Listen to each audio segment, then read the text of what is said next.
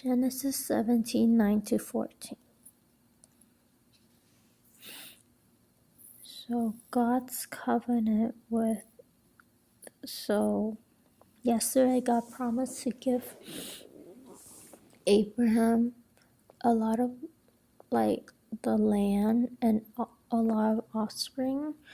And today God said Abraham's part of is to keep God's covenant for the generations to come, and that his part is to be circumcised, and the circumcision is the sign of the covenant between him and God, and that it is the covenant in your flesh. The circumcision needs to be an everlasting covenant, and any uncircumcised male who has not been circumcised in the flesh will be cut off from his people. So this is God's covenant with Abraham's descendants, so the Israelites. And it's interesting that it says that this is to be an everlasting covenant, because when Paul talked about it in the New Testament, he said that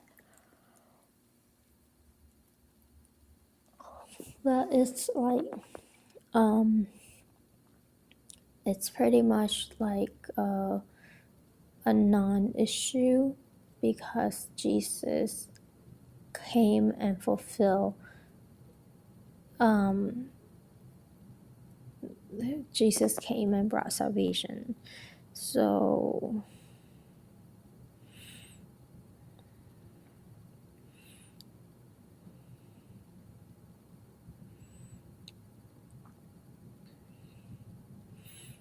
but this also says my covenant in your flesh.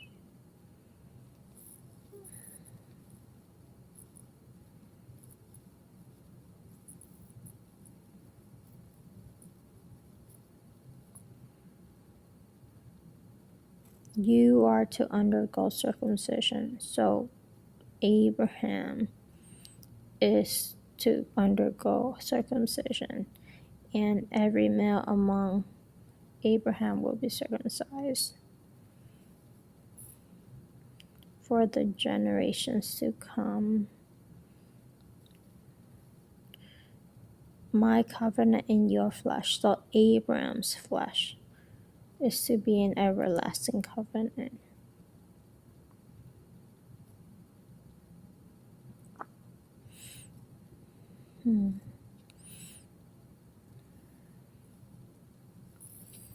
So I do know that this is with the Israelite only, but I wonder if the Israelites still is circumcised today, or God expects them to be. I think it's the everlasting covenant is talking about your flesh, it's talking about Abraham's flesh, but I'm not sure.